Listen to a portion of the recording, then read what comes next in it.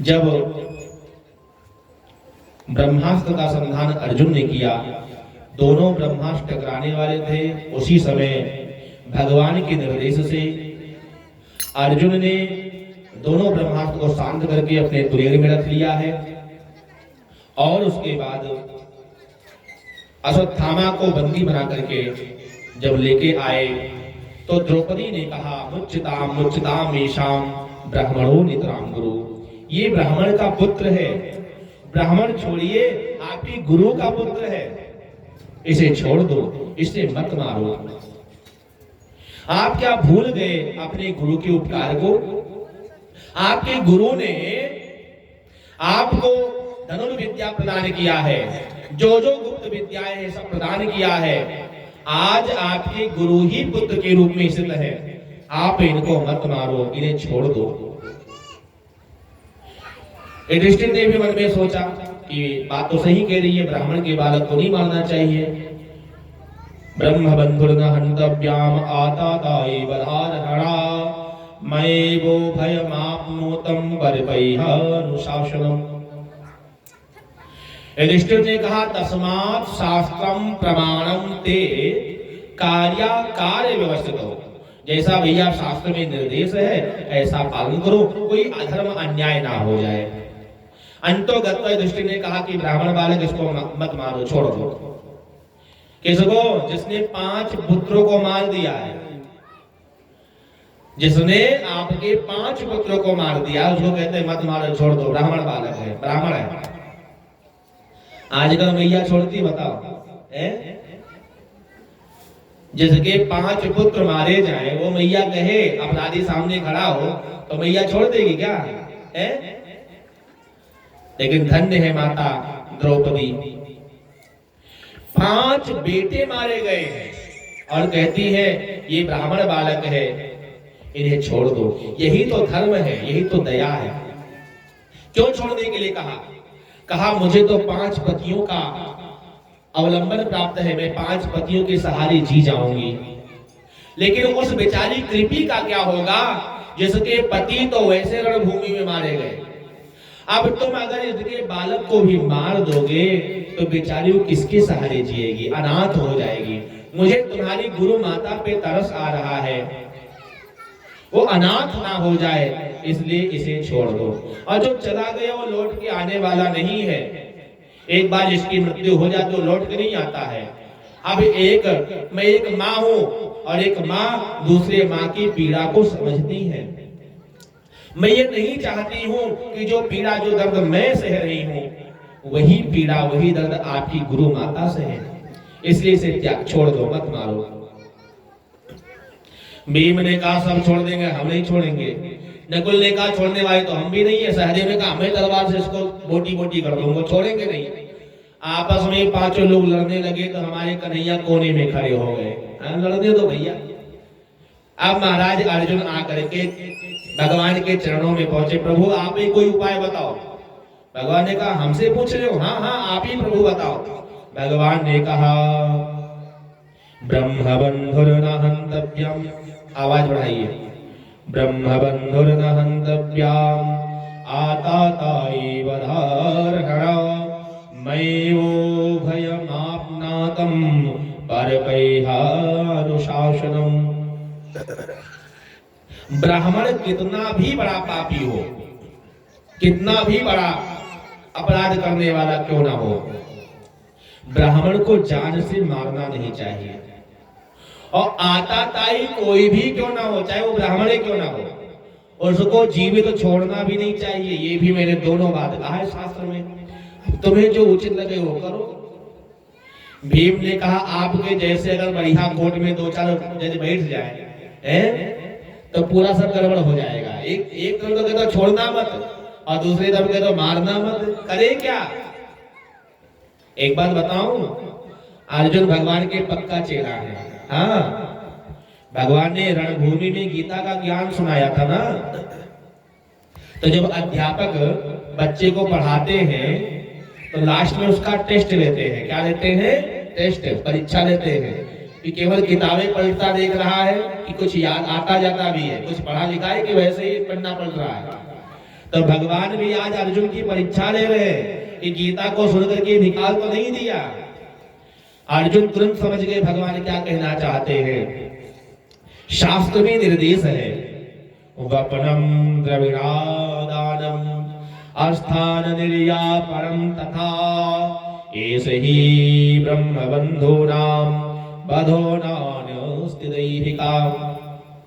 जो ब्राह्मणों में पापी हैं, अधम ब्राह्मण हैं, क्या जो ब्राह्मण अधम हैं, अपराध किए हैं, पापी हैं, उन ब्राह्मण अधमों को जान से नहीं मारना चाहिए। तो करना क्या चाहिए?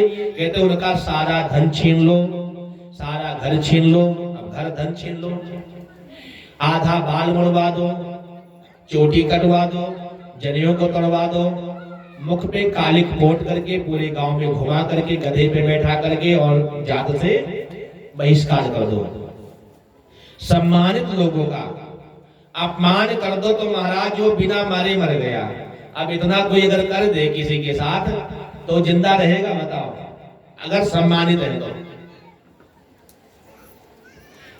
ऐसा ब्राह्मण अधमों के लिए वध बताया गया है। इतना बड़ा वध, इतना बड़ा दंड।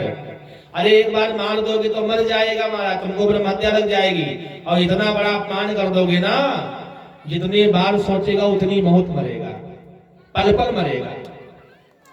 और जब यह निर्देश दिया है, अश्वत्थामा ने कहा, हे पांडव मेरा वध कर दो, मैं जीवित नहीं रहना चाहता हूं, लेकिन इतना भयंकर दंड मत दो।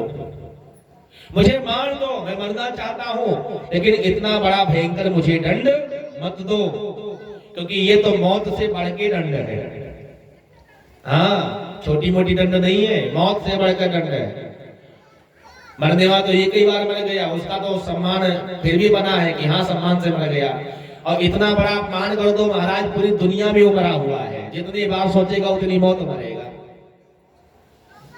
भगवान ने कहा तुमको मृत्यु नहीं नसीब होगी, तुमने मृत्यु का अधिकार खो दिया है, तुम्हें यही दंड मिलेगा। और महाराज लपलपाती चमचमाती मणि निकाल लिया, आधा केस कटवा दिया, आधा दाढ़ी मिलवा दिया, आधा मूंछ कटवा दिया, माथे पे चमचमाती लपलपाती मणि निकाल दिया, यज्ञोपवीत छीन लिया, शिखा का छेदन करके धक्के मार करके राज्य से बाहर निकाल दिया। अश्वत्थामा ने कहा, पांडव तुमने मेरा तिरस्कार किया, अपमान किया, मुझे मार डालते मुझे दुख नहीं होता, लेकिन तुमने मेरा अपमान किया है, इस अपमान को ध्यान रखना, छोड़ूंगा किसी को नहीं। ये कह करके चला गया। आज भगवान महाराज द्वारकाधीश भगवान द्वारकापुरी जा रहे थे, उसी समय एक अबला स्त्री, विधवा अबला, वो रोते रोते पहुंची है। पाहि पाहि महायोगिम देव देव जगतपते नान्यहं तद्भयं पश्ये यत्र मृत्यु परस्परम। हे महायोगी, हे आद्य प्रभु, मेरी रक्षा करो, मेरे प्राणों की रक्षा करो। मैं मर जाऊं तो मुझे भय नहीं है, लेकिन मेरे गर्भ में पल रहा बालक, इसकी रक्षा करो। अच्छा क्यों? क्योंकि अश्वत्थामा ने जब गया बाहर तो मन में सोचा पांडव में बचा कौन है, कौरव तो पहले नष्ट हो गए हैं, अब कौन बचा है। पांचों पांडव भी कभी ना कभी चले ही जाएंगे, है अंतिम अवस्था चल रही है। हाँ, मैंने सुना है कि जो अभिमन्यु की पत्नी उत्तरा है, जब अभिमन्यु मारा गया था तो उसकी पत्नी जो थी गर्भवती थी, और अब उसका 9वां महीना भी चल रहा है। अगर मैं गर्भ में पल रहा बालक उसकी हत्या कर दूं तो मानवता का बीज नष्ट हो जाएगा, फिर अधर्म अन्याय का बोलबाला हो जाएगा, पांडव का बीज नष्ट हो जाएगा। और इस अधर्मी ने, इस अनाचारी दुराचारी ने, अश्वत्थामा ने गर्भ में पल रहे बालक के ऊपर भी ब्रह्मास्त्र छोड़ दिया। भगवान ने तुरंत उससे नीचे उतरे हैं बालक, और ब्रह्मास्त्र की रक्षा करने के लिए आज भगवान सूक्ष्म रूप धारण करके उत्तरा के गर्भ में प्रवेश कर जाते हैं। सुदर्शन चक्र से पांचों पांडवों की रक्षा करते हैं भगवान, और ब्रह्मास्त्र के तेज से भगवान ने अपने गदा को इतना तेज घुमाया कि वो चक्र जैसा दिखने लगा। ब्रह्मास्त्र कौन है? भगवान ब्रह्मा का दिव्यास्त्र है, उसका वार कहीं खाली नहीं जाता। आजकल होते क्या बोलते हैं, परमाणु बम। अगर परमाणु बम कहीं पड़ जाए है तो पूरी मानवता समाप्त हो। आज से 50 साल पहले पढ़ा था हिरोशिमा नागासाकी में, 75 साल हो गए लगभग। आज भी वहां 75 साल के बाद भी लोग अंधे, लूले, बहरे, कोढ़ी पैदा होते हैं। आज भी वहां श्वास लेने के लिए शुद्ध वातावरण नहीं है। तो ऐसा ही कोई अस्त्र रहा होगा ब्रह्मास्त्र। उसने कहा प्रभु मेरी महिमा घट जाएगी, आप मेरे मार्ग से हट जाओ। भगवान ने कहा हे ब्रह्मास्त्र तुम्हारी महिमा नहीं घटेगी। ये बालक का जन्म होगा तो मरा हुआ जन्म होगा, मरा हुआ जन्म लेगा, लेकिन जब इसको हिलाएंगे डुलाएंगे तो इसके शरीर में प्राण आ जाएंगे, इसलिए तुम्हारी महिमा रहेगी। और भगवान चतुर्भुजी नारायण बनकर के ब्रह्मा को आदेश दिया कि आने वाला युग बहुत खराब है। आने वाले युग का नाम है कलयुग। और कलयुग में बात बात में ही महाराज अस्त्र शस्त्र का प्रयोग कर देंगे। कोई सुदर्शन चक्र छोड़ देगा, कोई ब्रह्मास्त्र छोड़ देगा, कोई कुछ छोड़ देगा। इसलिए जितने भी दिव्यास्त्र हैं कलयुग में अंतर ध्यान कर दो। इसलिए महाराज कलयुग में दिव्यास्त्रों को ब्रह्मा जी ने अंतर्हित कर दिया। आजकल ब्रह्मा जी, पहले ब्राह्मणों के पास ब्रह्मास्त्र होता था, हर ब्राह्मण के पास ब्रह्मास्त्र होता था। हाँ, दक्षिणा में कमी हुई, सीधा ब्रह्मास्त्र है। कलयुगी ब्राह्मण तो ऐसे होते हैं, अगर दक्षिणा कम है तो सीधा ब्रह्मास्त्र निकालते हैं। बोले भक्त वत्सल भगवान की। इसलिए ब्रह्मा जी ने कहा आज के बाद सारे ब्रह्मास्त्र बंद। हाँ, वरना बातें बात में ब्रह्मास्त्र चलता। ब्राह्मण लोग तो ऐसे ही है कलयुग में। तो सारे दिव्यास्त्रों को अंतर्हित कर दिया और भगवान ने महाराज भक्त जो गर्भ में पड़ रहा था उसकी रक्षा किया। ये बात कुंती मैया समझ गई थी और कुंती मैया ने कहा हे कन्हैया मैं तुम्हारी स्तुति करना चाहती हूँ। भगवान ने कहा तुम मेरी बुआ है, मैं तेरा लाला हूँ। बुआ थोड़े स्तुति करती है बच्चे का, हम ही आपकी। नहीं नहीं, मैं समझ गई हूँ कन्हैया तो कौन है। तो किसी को अपने माया से बुआ बना लेवे, किसी को फूफा बना लेवे, किसी को पिता बना लेवे, किसी को अपनी मैया बना ले। लेकिन सच्ची बताऊं सबको पर बाबा तो तू ही है। हाँ, सबको बाप तो तू ही है। बना ले माया से किसी को, आज मैं तुमको पहचान गई हूँ, मैं तुम्हारी स्तुति करना चाहती हूँ। भगवान ने कहा लगता है मेरा पोल पट्टी खुल गया है। ठीक है बुआ करी लो स्तुति। स्तुति जब कर लिया तो कहा बुआ आज मैं तुम्हारी स्तुति से प्रसन्न हूँ, जो मांगोगे मिल जाएगा। हाँ, ब्रह्मा का पद चाहती हो, शिव का पद चाहती हो, देवराज इंद्र का पद चाहते हो तो वो भी मैं तुम्हें दे दूंगा, जो मांगोगी मिलेगा। कन्हैया जो मैं मांगूंगी मिल जाएगा। हाँ हाँ बुआ चिंता मत करो। एक बार बता रहा हूं, दुनिया में इकलौती ऐसी भक्ता है जिसने जो मांगा है वो दुनिया में फिर कभी किसी ने नहीं मांगा। अंत में महाराज क्या कहती हैं कुंती मैया कि हे कन्हैया अगर तुम मुझे देना ही चाहते हो तो संसार का जितना दुख है, संसार का जितना कष्ट है, संसार की जितनी पीड़ा है, संसार की जितनी दरिद्रता है, सब मुझे दे दो। भगवान ने कहा मैया भांग तो नहीं पी रखी है? अभी भी गड़बड़ हो सकता है, बुढ़ापा आ गया तो जबान फिसल गई हो, अभी भी परिवर्तन हो जाएगा। कुंती मैया ने कहा नहीं नहीं कन्हैया मैंने होश आवास में मांगा है। मैया तो दुख चाहती क्यों है, विपत्ति चाहती क्यों है? विपत्ति से तेरा पेट नहीं भरा, जन्म कहीं और हुआ, पालन पोषण कहीं और हुआ, पति मिला तो पीलिया रोग से पीड़ित, उसे भी श्राप लगा हुआ है कि काम वासना से अपने पति पत्नी के पास जैसे जाएगा उसकी तत्काल मृत्यु हो जाएगी। ना पति का सुख मिला, ना पिता का सुख मिला, ना परिवार का सुख मिला। ये तो दुर्वासा ऋषि की कृपा मानिए कि देवताओं का दिव्य विद्या दे रखा था, उसके द्वारा तुमको 5 बेटा मिल गए और उन 5 बालकों को मारने के लिए दुर्योधन आज जो 100 भाई है कौरव को लगे रहते दिन रात। लाक्षागृह में जलाने का प्रयास किया गया, वन वन भटकी, और आज जब तुमको सुख भोगने का समय आया तो तुमने मुझसे विपत्ति मांग लिया। इससे ज्यादा हम आपको दुख नहीं दे सकते, हमारे पास में दुख वाला नहीं है, अकाउंट खाली है?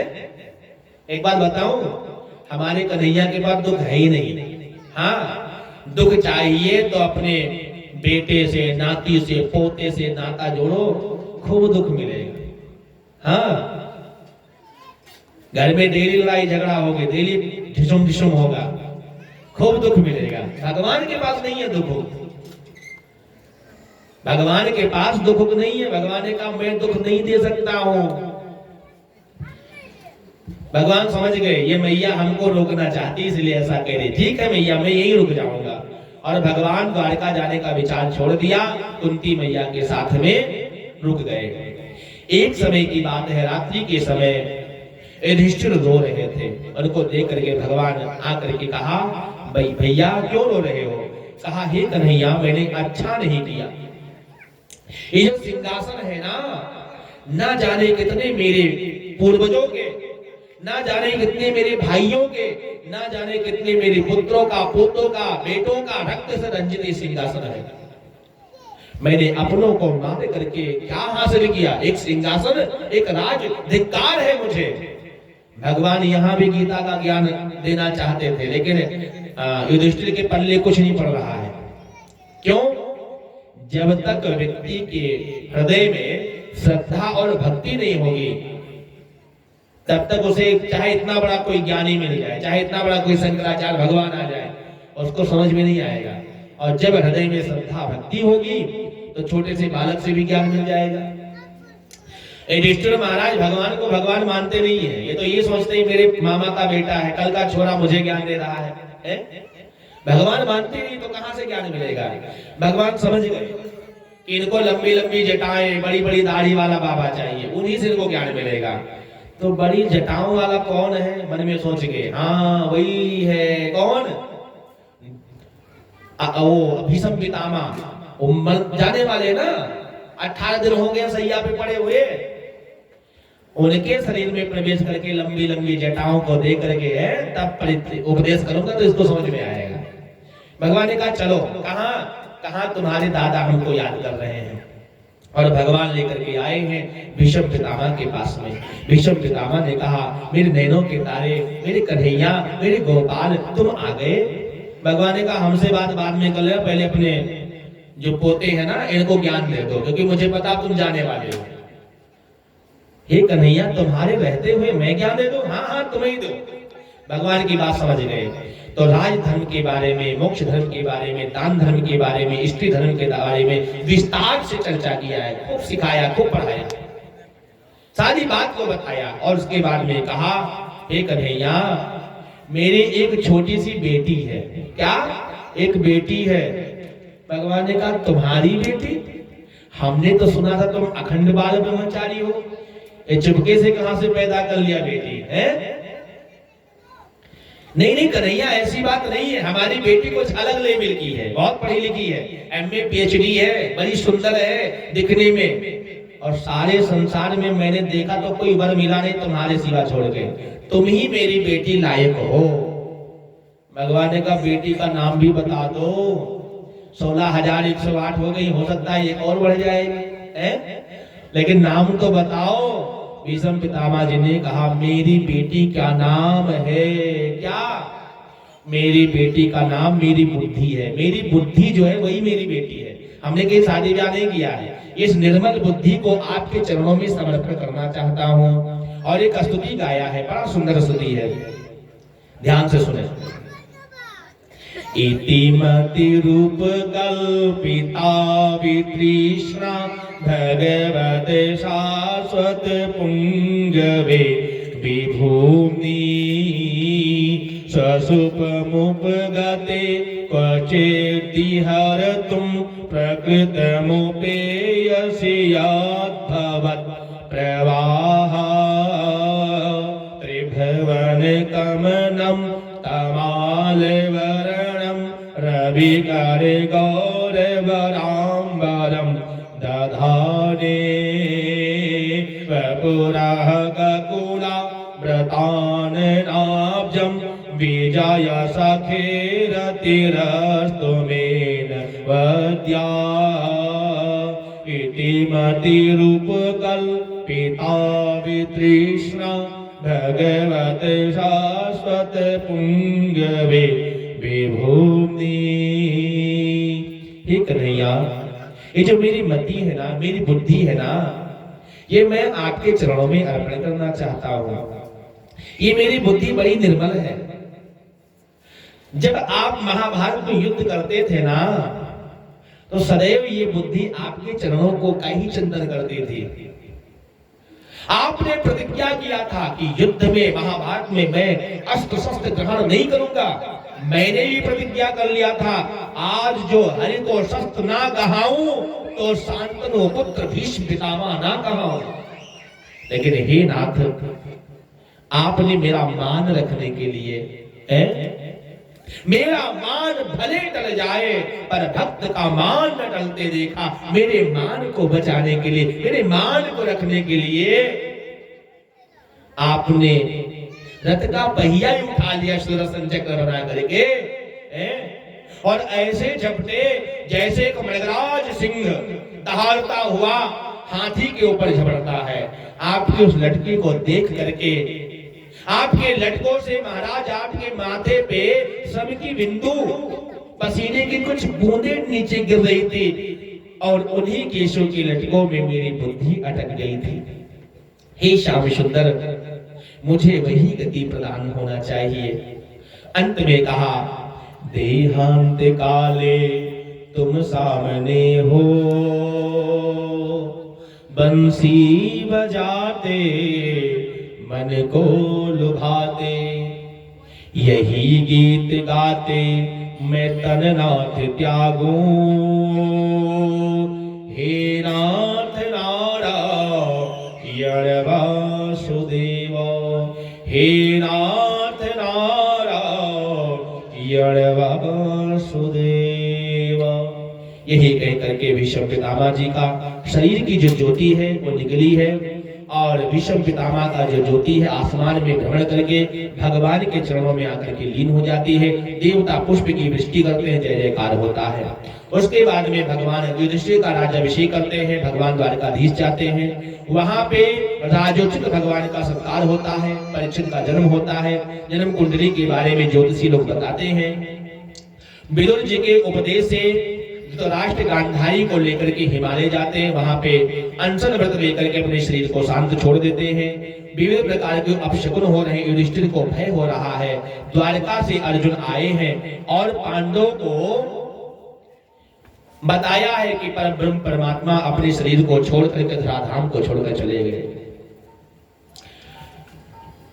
अर्जुन कहते हैं, वंचितो हम महाराजो हरिणा बंधरूपिणा, एन मे प्रहतम तेजो देव विस्मापनम महतो। हे महाराज, मैं अनाथ हो गया। जिन परमात्मा के चरणों का आश्रय लेकर के महाभारत जैसा विशाल समुद्र पार कर गया, आज वही परमात्मा हमको छोड़ करके इस धराधाम से चले गए। भगवान के वंशों ने आपस में ही वारणी मदरा पी करके आपस में लड़ भिड़ करके कट के मर गए। भगवान ने भी जना के बाण का आश्रय लेकर के शरीर को छोड़ करके द्वारकापुरी से चले गए। द्वारका डूब गई। अंतिम समय भगवान ने 16,100 रानियों को मुझे दिया था कि जाकर के अपने राज्य में ले जाना, वहीं इनको बसा देना। मार्ग में जब हम आ रहे थे तो कुल भीलों ने मुझे धावा बोल दिया, मुझे लूट लिया। मेरे सामने ही 16,100 रानियों को लेकर के लूट कर चले गए और कहा कि समय समय की बात है, समय समय की बात, भिल्लन लूटी गोपियां, वही अर्जुन वही बाण। समय की बात है, जब समय आपका साथ होता है तो तिल महाराज पहाड़ भी तिल बन जाता है, और अगर समय आपका खराब है तो आपका जो तिल है वो भी पहाड़ बन जाता है। मेरे पास वही गांडीव धनुष, मेरे पास में वही रथ, मैं वही अर्जुन, लेकिन आज मेरे द्वारकाधीश नहीं है, मेरा समय नहीं है, इसलिए मेरे द्वारा बड़े बड़े युद्ध जीते गए और आज वही अर्जुन कोल भीलों से मार खा करके पिट करके आ गया। मेरी ऐसी दुर्दशा हुई है महाराज। युधिष्ठिर समझ गए अब कलयुग लग गया है, अब रहना नहीं चाहिए। उसी समय परीक्षित को राज सिंहासन दिया है, मैले कुचले वस्त्र को पहन लिया है, क्या बोलते हैं उसको, गोदड़ी को पहना है। और मेले कुचले फटे पुराने वस्त्र को पहन करके मुख पे महाराज कपड़ा बांध करके उत्तर दिशा के तरफ हिमालय चल पड़े। सबसे पहले पांचाली का शरीर शांत हुआ, धीरे धीरे फिर सबका सहदेव, फिर नकुल, फिर भीम, फिर अर्जुन और लास्ट में जो युधिष्ठिर है वो लास्ट में बचे। धर्म भगवान परीक्षा ले रहे थे। एक दिन के लिए अर्जुन को भी, युधिष्ठिर को भी नरक का दर्शन करना पड़ा, ऐसा भी महाभारत में उल्लेख है। इधर महाराज परीक्षित जो है वो संपूर्ण धरती के राजा बने। केवल भारत की बात नहीं बता रहे, परीक्षित पूरे धरती के राजा थे। इंग्लैंड, हॉलैंड, पुर्तगाल, अमेरिका, उत्तरी अमेरिका, दक्षिणी अमेरिका, सारा धरती जो है ये परीक्षित के अधीन था। और परीक्षित जब सब पे विजय प्राप्त कर लिया कि तुमाल भद्रासुर पे, तो अपनी राज्य में महाराज एक ऐसी घटना उनको दिखाई दिया जो उनके राज्य में होना नहीं चाहिए, क्योंकि उसमें काल का प्रेरणा से कलयुग आ गया था और कलयुग मूर्तिमान होके आया है। उन्होंने क्या देखा कि हमारे राज्य में एक काला काला शूद्र वर्ण का पुरुष, काला काला कज्जल के समान राजसी चिन्ह धारण किए हुए है, मुकुट वुकुट धारण किया हुआ, तलवार धारण किया हुआ है। एक ऐसा बैल जिसके 4 पग हैं, उन चारों पग में 3 पग कट चुके हैं, चौथा भी मार रहा है, काट रहा है। गाय बड़ी निर्बल असहाय, उसको भी पीट रहा है, मार रहा है। इन दोनों का संवाद को सुन करके परीक्षित समझ गए, क्योंकि ऐसा संवाद करने वाला कोई साधारण पशु नहीं है। ये जिनके 3 पैर कटे हुए हैं ये तो साक्षात धर्मराज है, धर्म भगवान है। क्योंकि जैसे जैसे युग में पाप बढ़ता है, सतयुग में धर्म चारों चरण में होता है, सतयुग बीतने के बाद में धर्म जो है की कमी आती है तो एक चरण नष्ट होता है। ऐसे ऐसे जैसे युग बढ़ते जाते धर्म का चरण नष्ट होता जाता है। अब कलयुग में महाराज सत्य भी बोलने वाला कोई नहीं, सब झूठे बोलने वाले हैं। तो सत्य रूपी पेड़ को भी कलयुग काट रहा है। इसलिए समझ गए कि ये धर्मराज है, स्वयं धर्म भगवान है। ये बूढ़ी बूढ़ी जो गैया है, ये गैया कोई और नहीं, स्वयं धरती माता है। लेकिन ये काला काला पुरुष कौन है? अरे मूर्ख, तू कौन है? अपना परिचय बता। उसने कहा महाराज मेरा नाम कलयुग है। क्या नाम है? कलयुग। जैसे सतयुग के बाद त्रेता आता है, त्रेता के बाद द्वापर आता है, वैसे ही भगवान काल की आज्ञा से, समय के चक्र की आज्ञा से मेरा आगमन हुआ है। मैं इस राज्य का नहीं, ये संपूर्ण ब्रह्मांड पे आया हूं। मैं ब्रह्मांड का अधिपति हूं। परीक्षित ने कहा बड़े आए अधिपति है, निकल जा मेरे राज्य से, वरना जहां से आया वहीं पहुंचा दूंगा। और एक बात कलयुग कान खोल के सुन ले, अगर मैंने तलवार निकाल लिया तो तू बचेगा नहीं। और एक बात बताऊं, परीक्षित में सामर्थ्य थी कलयुग को नष्ट कर देगी। अगर परीक्षित तलवार उठा लेता तो कलयुग को नष्ट कर देता, बिना प्रलय आए। काल का चक्र बदल जाता, द्वापर के बाद सीधा सतयुग लग जाता, कलयुग खत्म हो जाता। जब कलयुग ने देखा ये इतना प्रतापी राजा है,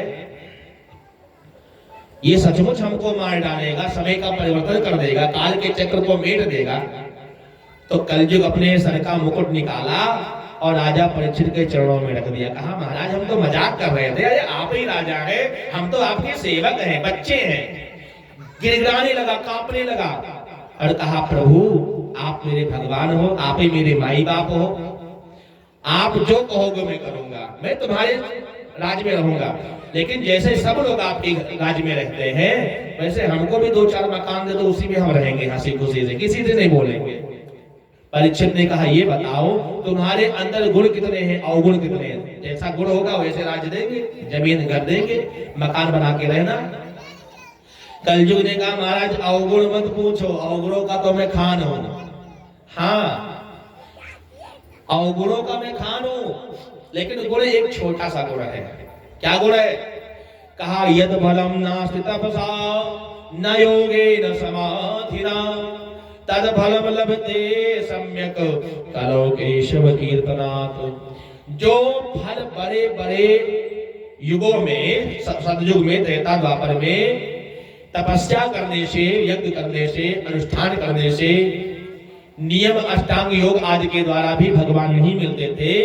कलयुग में केवल भगवान के नाम का कीर्तन और भागवत कथा सुनने से भगवान मिल जाएंगे। इतना मेरे अंदर अच्छाई है, बाकी तो बुराइयों का खाना।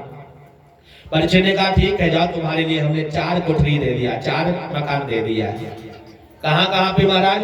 कहा जहाँ जुआ खेला जा रहा हो वहां पे तुम्हारा वास होगा। किस रूप में? लोभ के रूप में। जुआएं तो सोते सब जीत ले, लेकिन जीतने के बजाय सब हार जाते हैं। लोभ का वास होगा। दूसरा कहते हैं, दूसरा घर है जहाँ पे दारू पिया जा रहा हो। हाँ, जहाँ पे दारू पिया जा रहा वहां भी कलयुग का वास है। इस रूप में, मद के रूप में मतवाला हो जाता है, आसुरी वृत्ति आ जाती है। अपने पत्नी को भी भला बुरा कहता, माता को भी गाली देता, उसके नजरों में कोई नहीं है। दारू पीने वाले की बुद्धि में राक्षसी पना आ जाती है। तो अगर राक्षसी पना देखना हो ना तो 2-4 बोतल पी लो, अपने आप आ जाएगा। हाँ, कलयुग का वास है। किस रूप में? मद के रूप में।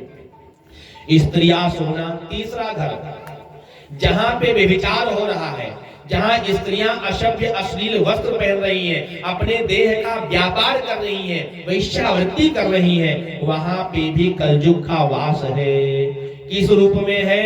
वासना के रूप में। चौथा स्थान है कहां? कहते हैं जहां पशुओं का वध हो रहा है वहां भी कलयुग का वास है।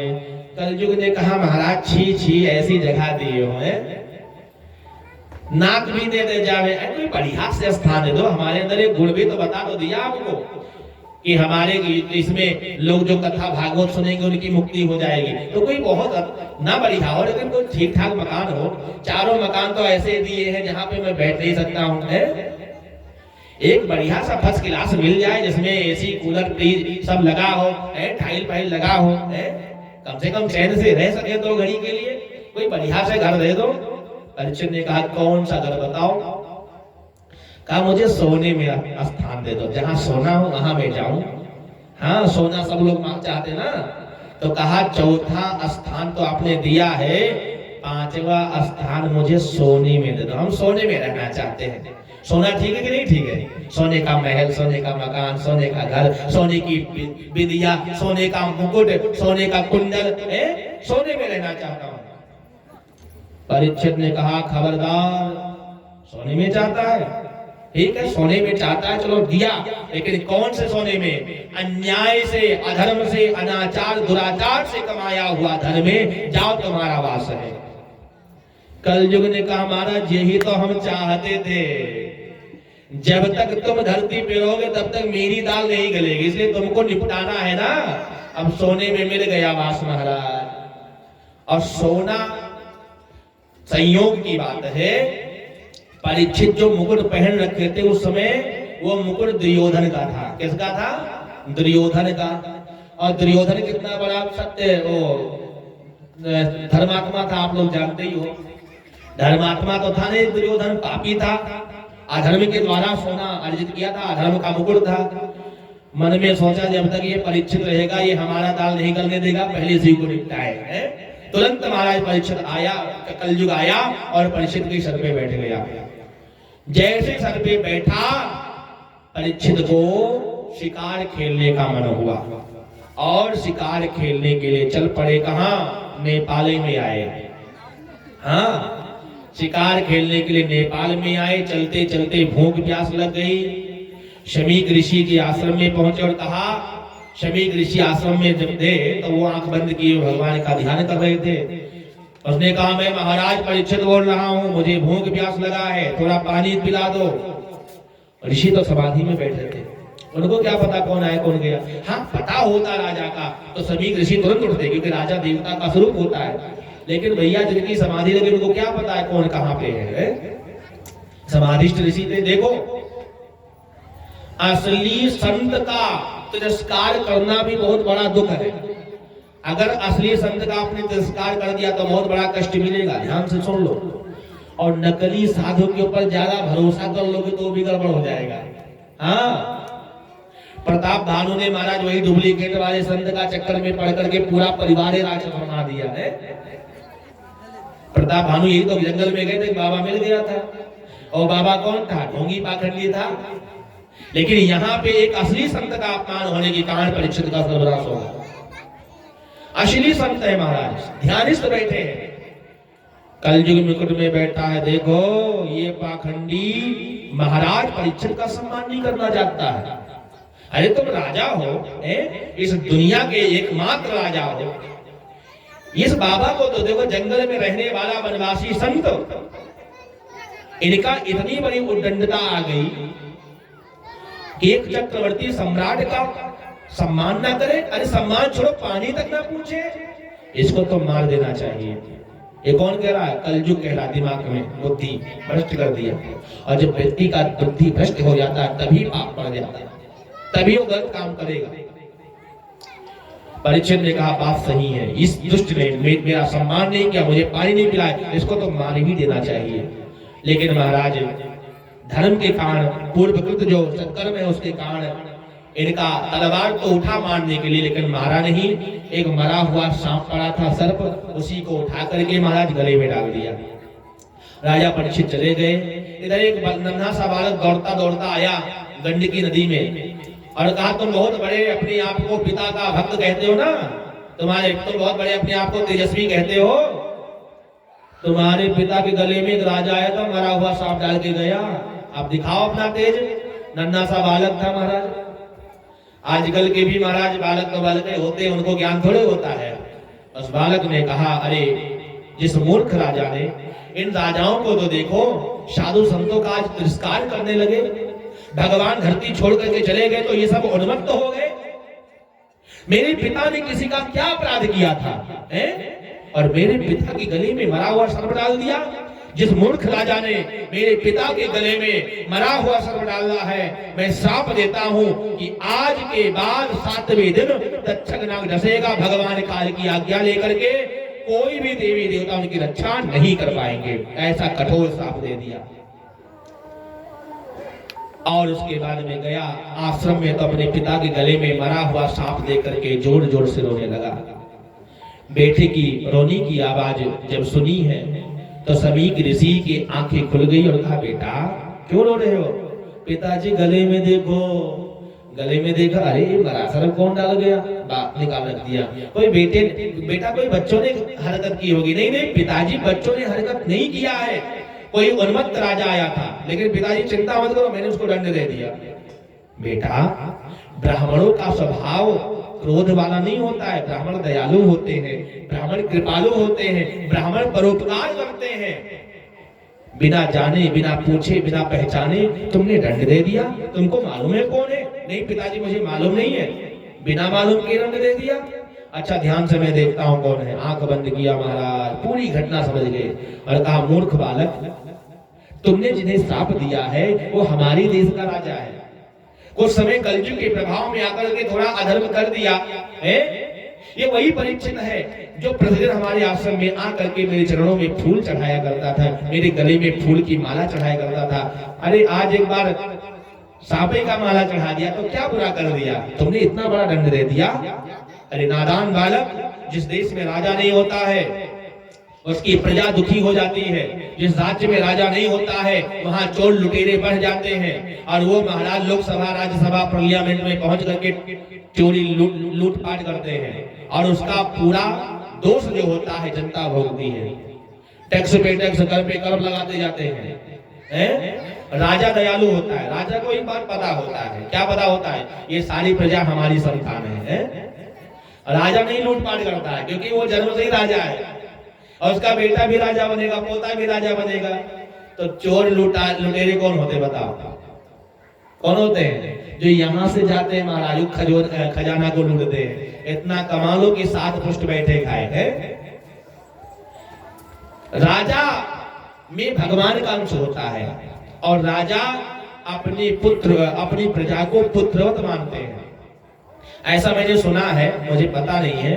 कहते हैं नेपाल के जो राजा हैं उनका आज भी मकान लकड़ी का बना है, बाकी सब महलों में रहते हैं।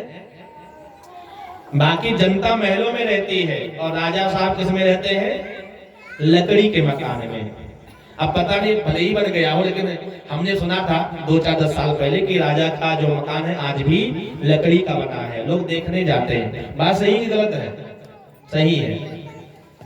तो इतना बड़ा त्यागी राजा है और राजा को कोई मारा नहीं, आपस में ही क्लेश के कारण ऐसा हुआ, ऐसा भी मैंने सुना। भाई भाई को मरवा दिया और भाई भाई के कारण महाराज नेपाल में लोकतंत्र आया है, अन्यथा पहले राजतंत्र में ही प्रजा खुशी थी। राजतंत्र में लोग खुशी थे महाराज, राजा साहब आते थे महाराज। ऐसा मैंने सुना है कि राजा साहब अगर कहीं भ्रष्टाचार का सूचना मिल गया तो राजा साहब चुपके से आते थे, कभी धोती कुर्ता पहन ले, कभी भिखारी बन जाए, कभी कुछ बन जाए और जा करके जाए दफ्तर में सबका नोट करते जाए। और जब काठमांडू पहुंचे तो सबका इस्तीफा उनके मेल पे उनके घर पे अपने आप पहुंच जाता था। हाँ, ऐसा भी मैंने सुना है कि ऐसा राजा था। आपने शिकायत किया तो राजा वैसे राजशाही ठाठबा से नहीं आता था, भिखारी बन के आ गया, साधारण आदमी जैसा आ गया, मुख पे काली काली लेप लिया, दिखे ना कि वो राजा है। और सबका बायोडाटा लेकर जाता था, फिर वहां जब काठमांडू पहुंचता था तो सबको सस्पेंड करते हुए, सबको टर्मिनेट करते हुए, सबके घर पे, सबके अपने आवास पे वो बर्खास्तगी का लेटर आ जाता था। अब आजकल क्या स्थिति है हमारा? सड़क पे जनता घूम रही है, सड़कों पे जनता विद्रोह कर रही है, लेकिन जनता पे अत्याचार करने के लिए पूरा पुलिस फोर्स लगा देते हैं। अरे जनता का एक बार पीड़ा तो समझो, क्यों विद्रोह कर रहे हैं? तुम जनता के नहीं हो सकते तो किसके रहोगे? तो महाराज परीक्षित को इस प्रकार से जब दंड दे दिया बालक ने नादानी के कारण, तो समीक ऋषि बड़े कुपित हो गए और कहा आने वाले कलयुग में ब्राह्मण ऐसा कुछ उल्टे सीधे न करें हरकत, इसीलिए मैं आज से ये मर्यादा बांधता हूं कि कलयुग में ब्राह्मणों का दिया हुआ श्राप जल्दी फलीभूत नहीं होगा। हाँ, वरना आजकल ब्राह्मण महाराज दक्षिणा कम है तो श्राप ही श्रापा हो जाती है। कम दक्षिणा है, मैं तुम्हें श्राप देता हूं, ये बन जाओ।